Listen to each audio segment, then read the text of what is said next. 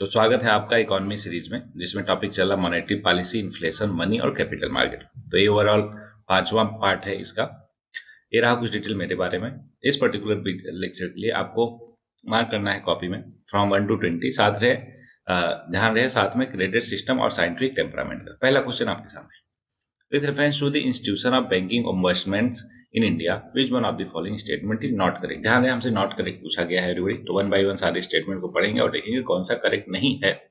पहला, banking ombudsman is appointed by the RBI, बिल्कुल ठीक है। The banking ombudsman can consider complaints from NRI, non-resident Indian having account in India, बिल्कुल ठीक है। The order passed by the banking ombudsman are final और binding on the parties concerned। Final और binding होता है? बिल्कुल नहीं एवरीबॉडी। इसका अपीलेट है ना, अपील कर सकते हो इसके ऑर्डर के खिलाफ।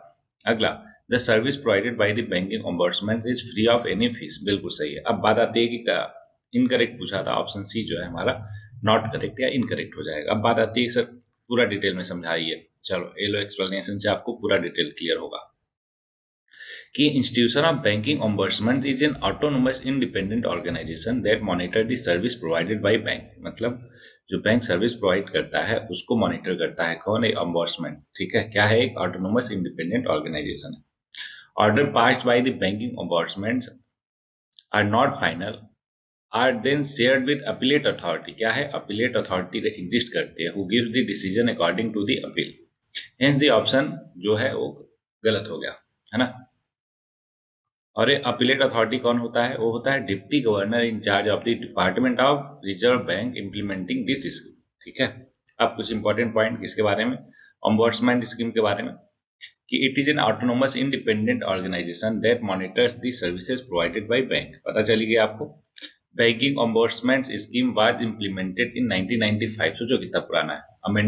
अमेंडमेंट्स वेयर मेड इन 2002 और 2006 to expand the scope of the scheme to provide clean, transparent, non-discriminatory and responsible banking services by bank.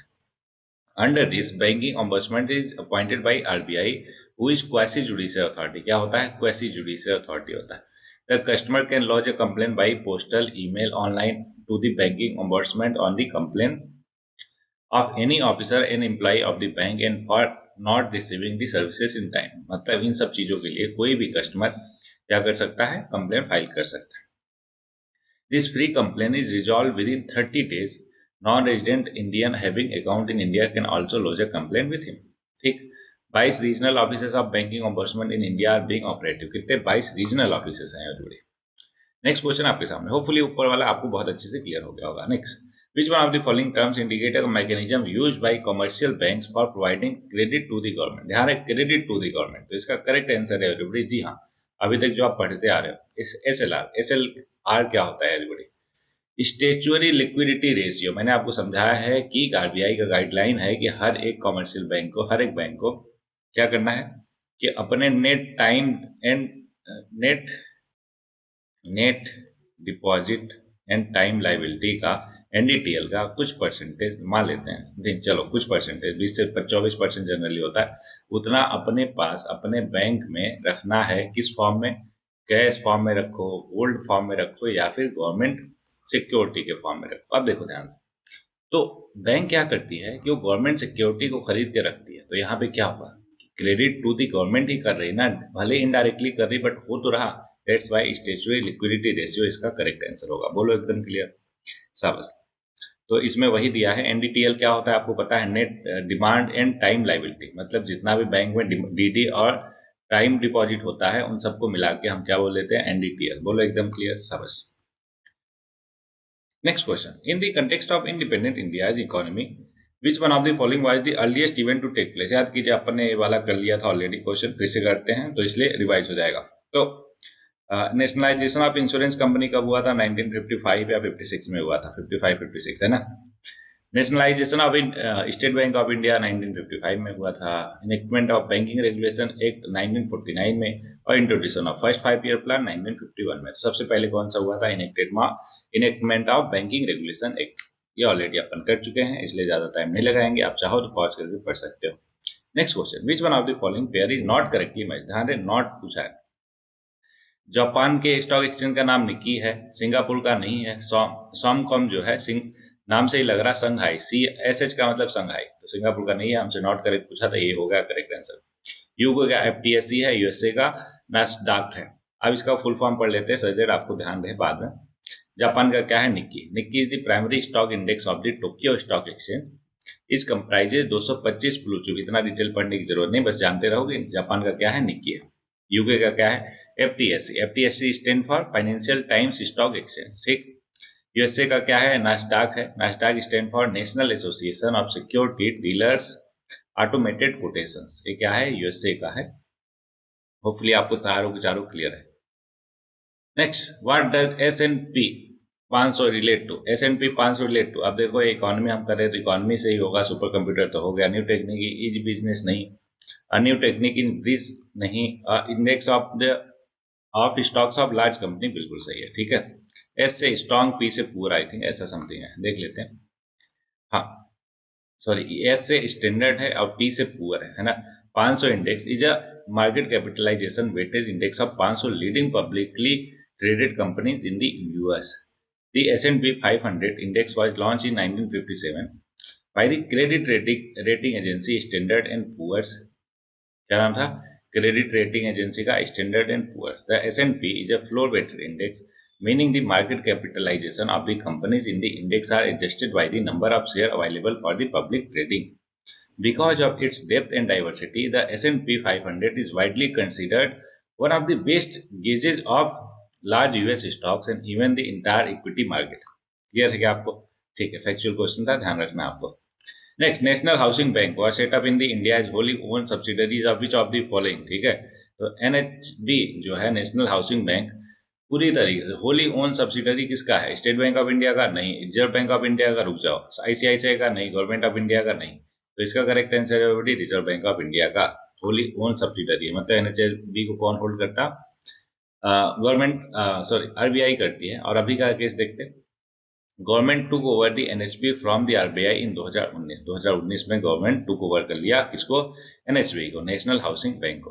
पहले कब सेटअप हुआ था? 9 जुलाई 1988 को under National Housing Bank Act, इतना as a fully owned subsidiary of Reserve Bank of India. पहले RBI के पास था, अभी जो है गवर्नमेंट ने उसको टेक ओवर कर लिया। कब? 2019 में। बोलो एकदम क्लियर, शाबाश। अच्छा, the move in response to recommendation of the Narasimhan 2 committee report from October 2001, NHB raises fund by debt instruments such as bond, debentures and borrowings. अच्छा, डिबेंचर्स क्या होता है जरा मेरे को आप बता सकते हो क्या कमेंट में? हाँ बताओ बताओ बताओ, आगे वैसे क्वेश्चन मिलेगा तो मैं क्लियर कर दूंगा, डोंट वरी। चलो आगे बढ़ते हैं एवरीबॉडी। NHB के बारे में कुछ detail. Receive external assistant from international organisation such as USAID and OECF Japan. एक बात बताओ मेरे को, USAID का तो जनरली सभी को क्या होता है? US8 देख रहे हो क्या? तो इसका फुल फॉर्म जरा बताना क्या होता है? It accept deposit through commercial banks home loan account, है ना। बाकी डिटेल बेसिक चीजें हैं, चाहो तो आप पढ़ सकते हो। नेक्स्ट क्वेश्चन आपके सामने।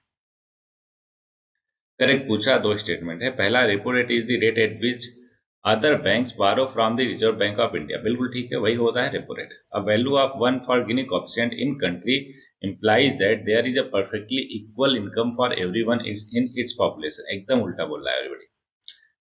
अगर गिनी कोएफिशिएंट की वैल्यू 1 है, इसका मतलब कि परफेक्ट क्या है? इनइक्वलिटी है। परफेक्ट इनइक्वलिटी का मतलब केवल एक पर्सन के पास, 1 पर्सन के पास क्या है? सारा का सारा पैसा है और बाकी सबके सब गरीब हैं। तो परफेक्ट इनइक्वलिटी हुआ कि कब? जब 1 हुआ गिनी कोएफिशिएंट की वैल्यू, और जब 0 हुआ तो मतलब परफेक्ट इक्वालिटी है कि सबका जो इनकम है इक्वल है। बोलो क्लियर हुआ क्या? शाबाश। तो पहला करेक्ट, दूसरा गलत, तो आंसर आ गया ऑप्शन ए। देख सकते हैं इसका एक्सप्लेनेशन को। पहला मालूम है आपको, बेसिक चीज है, इसलिए दूसरे पे देखते हैं कि Gini coefficient measures the income inequality. क्या बताता है? इनकम इनइक्वालिटी किसी इकोनॉमी में, it is a statistical measure of the economic inequality across the population in a country और between countries. Its value varies कहां से? 0 से लेकर 1 तक, ठीक। 0 का मतलब परफेक्टली इलास्टिक इक्वालिटी और 1 का मतलब परफेक्टली इनइक्वालिटी। ओके चलो भाई नीचे आगे आते हैं। ये रहा नेक्स्ट क्वेश्चन आपके पास सामने। Sensex is based on the 50 of the most important stock available on the Bombay stock exchange. नहीं है एवरीबॉडी, बॉम्बे स्टॉक एक्सचेंज में टॉप 30 कंपनी होती है, ना कि 50। किस में होता है? NSE में होता है क्या? ओके जरा बताना मेरे को, NSE में होता है क्या? For calculating the Sensex all the stocks are assigned proportional weightage, ठीक है। New York stock exchange is the oldest, नहीं ये नहीं है, एम्स्टरडैम है शायद, जहां तक मेरे को याद है। ये तो नहीं है, बिल्कुल नहीं है, तो तीसरा नहीं हो गया, दूसरा करेक्ट है और पहला जो है वो गलत है। अभी हमने देख लिया तो करेक्ट आंसर आ गया ऑप्शन ए। बोलो एकदम क्लियर, गुड। देख सकते हैं 30 मेजर कंपनीज है listed on the BSc Bombay stock exchange, दूसरा करेक्ट है। और तीसरे पे आ जाते हैं, तीसरा इनकरेक्ट है, क्यों? क्योंकि oldest stock exchange in the world is Amsterdam stock exchange, founded in 1602 में। न्यूयॉर्क स्टॉक एक्सचेंज जो है is the world largest stock exchange by market capitalisation of its listed company, it was founded in 1792। Next question, in India first bank of limited liability manage by Indian और founded in 1881 was, ये था everybody Awadh commercial bank, जिसको Awadh commercial bank भी बोलते हैं। बस factual question है, ध्यान में रखना है आपको, दैट्स इट, है ना। ओके, तो थोड़ा सा डिटेल पढ़ लेते हैं। या फिर Awadh commercial bank was an Indian bank stabilise in 1881 in Faizabad and operated until 1958 when it failed. 1958 में आगे फेल हो गया, इसलिए बंद हो गया। It was the first commercial bank in India having limited liability and entirely Indian board of director. अब बाकियों के बारे में भी देख लेते हैं। हिंदुस्तान कमर्शियल बैंक कब हुआ था? 1918 में। लाहौर पंजाब नेशनल बैंक 1895 में। लाहौर पंजाब और सिंध बैंक 1908 में। कहा? अमृतसर में। बोलो क्लियर, शाबाश। देखो आ गया, debenture holders of a company क्या होते हैं? उसके शेयर होल्डर होते हैं? बिल्कुल नहीं, डिबिटर्स होते हैं। अरे भाई दे रहा तो क्रेडिटर हुआ ना, तो क्रेडिटर हो गया करेक्ट आंसर बी। डायरेक्टर नहीं होता, शेयर होल्डर भी नहीं होता, मतलब कि उनके मैनेजमेंट के डिसीजन में कोई पार्ट नहीं होता उनका, उन्होंने बस पैसा दे दिया, उनको पैसा चाहिए, है ना। वो रिस्क में भी पार्टिसिपेट नहीं करते, समझ रहे हो क्या? तो उनको डिवेंचर होल्डर्स बोलते हैं। और डिटेल जानते हैं। Debenture holders are the persons or firms who purchase the debentures of other company. They are not concerned with the management and regulation of the company. Debentures are usually secured and carry a charge on the asset of the company. Hence, debentures holder are the secure creditor of the company. Next, बोला consider the following. Which one of the following statement क्या है? Components of internal debt. Internal debt का कौन कौन सा component है? तो market से पैसा उठाती है गवर्नमेंट, तो इंटरनल है, एक्सटर्नल? इंटरनल है। ट्रेजरी बिल भी इंटरनल है। और special security issue to RBI, ये भी क्या है? इंटरनल है। तो करेक्ट आंसर एवरीबॉडी 1 2 3 तीनों के तीनों हो जाएगा। आप देख सकते हैं, सिंपल सा क्वेश्चन है, बहुत डिफिकल्ट है। अरे मतलब ये हुआ, समझो इंटरनल डेट का मतलब क्या हुआ कि सरकार को अगर पैसा चाहिए बजट को फाइनेंस करने के लिए, है ना, या फिर बाकी इकोनॉमिक ग्रोथ के लिए, तो क्या करेगी? पैसा उधार लेगी। या तो घर से ले सकती है, मतलब या तो इंडिया में ही ले सकती है या बाहर से ले सकती है। या तो जो इंडिया में ही लेगी उसको इंटरनल बोरोविंग बोलते हैं, और जो बाहर से लेती है उसको, जैसे लोन लिया आईएमएफ से, है ना, वर्ल्ड बैंक से, तो उन सब के लिए एक्सटर्नल बोरोविंग हुआ। बोलो क्लियर, शाबाश। नेक्स्ट क्वेश्चन रहा आपके सामने। Consider the following statement regarding RBI. 4 statement one by one देखते हैं। It is a banker to the central government, बिल्कुल ठीक है। It formulates and administrates monetary policy, एकदम सही बात है। It acts as an agent of the government in respect of India's membership of IMF, है ना, बिल्कुल सही है। International Monetary Fund. It handles the borrowing programme of Government of India, बिल्कुल सही है। चारों के चारों जेनरिक है, आरबीआई का सारा काम है, तो ऑप्शन सी जो है करेक्ट आंसर हो गया। ठीक है, चलो कुछ और भी काम है इसके, आरबीआई को देख सकते हैं। करेंसी को इशू करना और मैनेज करना, supply in the country, to act as a banker's bank, control the credit and monetary policy, manage the foreign exchange reserve, और work as a bank of government, और handle the borrowing programme of Government of India. ये सारे के सारे काम है किसका? RBI का। राइज इन सेंसेक्स का मतलब क्या हुआ? अभी ऊपर देखा हमने, सेंसेक्स क्या होता है? कोई टॉप की कुछ कंपनियों का, है ना, वैल्यूएशन में राइज या फॉल होता है, राइट। तो 4 स्टेटमेंट है, वन बाय वन देखते हैं। Rise in price of share of all company, all नहीं होता, लिमिटेड होता है, तो ऑल कंपनी जाए हटा दो। In overall rise in the prices of share of group of company registered with Bombay stock exchange, ठीक है, बिल्कुल ठीक है। लेकिन overall rise in prices of share of group of company, बिल्कुल सही है। राइज यहाँ पे बोला है, तो राइज का मतलब राइज यहाँ पे भी हुआ कि कुछ सिलेक्टेड कंपनी का जो प्राइस है शेयर का, वो राइज होता है अगर, तो उसको हम बोलते हैं राइज इन सेंसेक्स हो रहा। बोलो एकदम क्लियर, शाबाश। बेसिक सा क्वेश्चन है एवरीबॉडी, इसलिए आगे बढ़ेंगे। नेक्स्ट क्वेश्चन है, gilt edge market means. Gilt edge market बोलते हैं मार्केट ऑफ गवर्नमेंट सिक्योरिटी को, ठीक है, ध्यान में रखिए कि gilt edge are high graded low risk investment infrastructure instruments used by the government. Gilt Aged term is used mostly in market where government security and bonds are traded. A gilt age denote a high quality item whose value remain fairly constant over time. The risk in gilt age security bond is fairly low. क्यों? क्योंकि लोगों का मानना है कि government कभी default नहीं करती है ना, ऑब्वियसली डिफॉल्ट नहीं करती। वो तो बहुत रियरेस्ट ऑफ रेयर केस है। समझ रहे हो क्या कि महंगाई इतना ज़्यादा हो जाए है ना कि लोगों का विश्वास ही हट जाए किससे, गवर्नमेंट पर से, और गवर्नमेंट ही बैंक करप्ट हो जाए या फिर other means. They only fail when government undergoes a financial breakdown. Next, from the balance sheet of a company, it is possible to balance sheet of company से क्या बता सकते हो? Judge the extent of profitability of the company, ठीक है। Assess the profitability and size of the company, ये भी कर सकते हैं, ठीक है।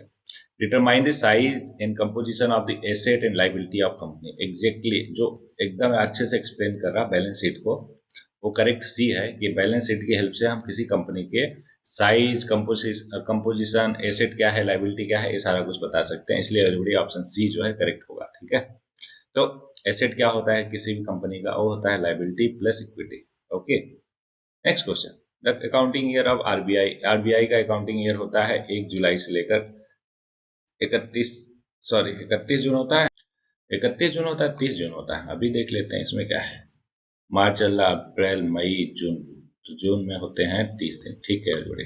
तो 1 जुलाई से लेकर 30 जून तक को हम क्या करते हैं, अकाउंटिंग ईयर किसका होता है? आरबीआई का। बोलो क्लियर? शाबाश।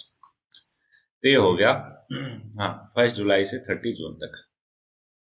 ओके, अच्छा इसके बारे में समझ लेते हैं। बढ़िया इंटरेस्टिंग स्टोरी है। Accounting year 2021 started from 1 July 2020 and ended it March 31, 21। RBI realigned its accounting year 21-22 with Government of India financial year starting from 1st April 2021. This is based on the recommendation of Bibal Jalan Committee on Economic Capital Framework of RBI, which proposed a more transparent presentation of RBI account and better estimation of project surplus transfer to the government for budgetary purposes. अब ध्यान समझो क्या हुआ कि 1940 से लेकर 2021-22 तक, 20-21 तक जो आरबीआई का अकाउंटिंग ईयर था वो क्या था? 1 जुलाई से लेकर 30 जून तक। उसके बाद क्या हुआ? 21-22 के बाद से अभी क्या हो गया? उसका वही रहता है जैसा गवर्नमेंट का रहता है। क्या? 1 अप्रैल से 31 मार्च तक, है ना। ये अकाउंटिंग ईयर हो गया किसका? आरबीआई का। Next, supply side economy lays greater emphasise on the point of view of कौन? सप्लाई साइड सबसे बारे में किसके बारे में सोचेगा? ऑब्वियस है प्रोड्यूसर के बारे में, है कि नहीं। तो इसलिए supply side economic lays greater emphasise किस पे? प्रोड्यूसर पे। एक्सप्लेनेशन पढ़ते हैं कि supply side economic lays greater emphasise on point of view of the producer, whereas the demand side economic lays emphasise consumer पे। बिल्कुल, demand side consumer, supply side किस पे? प्रोड्यूसर पे। तो supply side economy is a macro economy theory which argue that economic growth can be most effectively created by investing in capital and by lowering barrier to the production of goods and services. It lays a huge emphasis on producers. Next, a consumer is said to be in equilibrium. Equilibrium में किसी consumer को हम कब कहेंगे? 4 statement. पहला, he is able to fulfill his need with a given level of income. बिल्कुल सही बात है, लेकिन बाकी भी देखेंगे सच दैट उससे बेहतर कोई ऑप्शन मिल गया तो he is able to live in a full comfort with a given level of income। नहीं, full comfort कहाँ से आ गया भाई साहब? जो नीड है उसको पूरा कर ले वो बहुत है उसके लिए। He can fulfil his needs without consumption of certain item. नहीं, he is able to locate new sources of income. ये भी नहीं। तो करेक्ट आंसर एवरीबडी ए है। तो एक कंज्यूमर जो है इक्विलिब्रियम में कब रहेगा? जब वो अपनी सारी जरूरतों को पूरा कर लेगा एक गिवन सर्टेन ऑफ इनकम से। ओके, तो बता दिया, सिंपल सी चीज है एवरीबडी। तो आगे बढ़ जाते हैं। एवरीवन, एक चीज और कि सारे बहुत पहले के क्वेश्चन है, तो जहां पे भी इंपॉर्टेंट पॉइंट होगा वो ऑलरेडी मैं एक्सप्लेन कर दूंगा आपको। Okay, so don't worry. अगर मैं बोल रहा हूँ कि इसको पढ़ लेना आराम से, तो कहने का मतलब बेसिक कॉन्सेप्ट है जिसको समझाने से ही क्लियर हो गया, इसलिए मैं आगे बढ़ जाता हूँ। लेकिन अगर आप चाहो तो पॉज करके पढ़ सकते हो। ओके, चलो आगे बोल रहा है the sum of the which of the following constitute broad money. ध्यान रहे, broad money M1 M2 M3 M4 ध्यान से समझो, और एक M0 भी होता है। तो 5 टाइप ऑफ मनी हम पढ़ते हैं, ठीक है। तो M1 M2 को क्या बोलते हैं? Narrow money. और M3 और M4 को क्या बोलते हैं? Broad money. तो ब्रॉड मनी होता है क्या? M3 और M4। तो बोल रहा है कि which of the following constant broad money in India? Currency with the public, बिल्कुल। डिमांड डिपॉजिट DD, बैंक के साथ time deposit AB, other deposit with RBI, बिल्कुल। M3 और M4 में सारे के सारे आ जाते हैं। तो पहला, दूसरा, तीसरा, चौथा, चारों के चारों होगा ब्रॉड मनी के अंदर में, ठीक है। अब देखो M3 का जो कंपोनेंट है अच्छा ये M1 M2 M3 सारा का सारा मैं बता दूंगा आपको, डोंट वरी, किसी आगे वाले आने वाले क्वेश्चन में है इसलिए, ठीक है। तो अगर मैं बता ही दूंगा, हाँ इसी में है क्या, M1 M2 M3 M4, ठीक है। M1 M2 को नैरो मनी बोलते हैं, M3 M4 को ब्रॉड मनी बोलते हैं। ओके, M1 जो है मोस्ट लिक्विड है। क्या होता है M1 में, चलो बता ही देता हूँ थोड़ा सा। करेंसी होता है note plus coin plus demand drop deposit in banks, इसको M1 बोलते हैं। और M4 जो है वो लिस्ट लिक्विड ऑफ ऑल होता है, इसमें सारे सेविंग बैंक अकाउंट भी इन्वॉल्व हो जाते हैं। Don't worry, M1 M2 M3 M4 सारा कुछ मैं बताऊंगा आपको, ठीक है। अभी किसी अगले क्वेश्चन में है, दैट्स वाई अभी एक्सप्लेन नहीं करा आपको, ओके। ये देखो, विच one of the following is not an instrument of selective credit control in India. फिर से पढ़ते हैं, विच one of the following is not an instrument of selective credit control. Selective credit control in India, regulation of consumer credit होगा, rationing of credit, ठीक है, marginal requirement, variable cost reserve ratio. तो देखो ये वेरिएबल कॉस्ट रिजर्व रेशियो बिल्कुल नहीं है, बाकी तीनों के तीनों क्या है, क्रेडिट कंट्रोल को, है ना, सिलेक्टिव क्रेडिट कंट्रोल करते हैं इकोनॉमी में, okay. Variable cost reserve ratio नहीं करता, क्यों समझते हैं। Selective credit control is a qualitative method of credit control by central bank, मतलब हमारे यहाँ RBI, that aims to regulate the distribution और direction of bank resources to particular sector of the economy in accordance with broad national priorities. Variable cost reserve ratio is not an instrument of selective credit control because it is quantitative method of credit control that involves changing the percentage of deposits that bank have to keep as reserve with the central bank. Next, some of the instrument of selective credit control कौन सा है, regulation of consumer credit कैसे, this involves setting the down payment and maximum maturity of installment credit for durable goods such as automobile, refrigerator, ये सब. This help to curb the excessive demand for consumer goods or inflationary pressures. Rationing of credit क्या है, कैसे करता है, क्या credit को control, it is involve fixing the maximum amount of credit that bank can lend for certain purpose और to certain sector.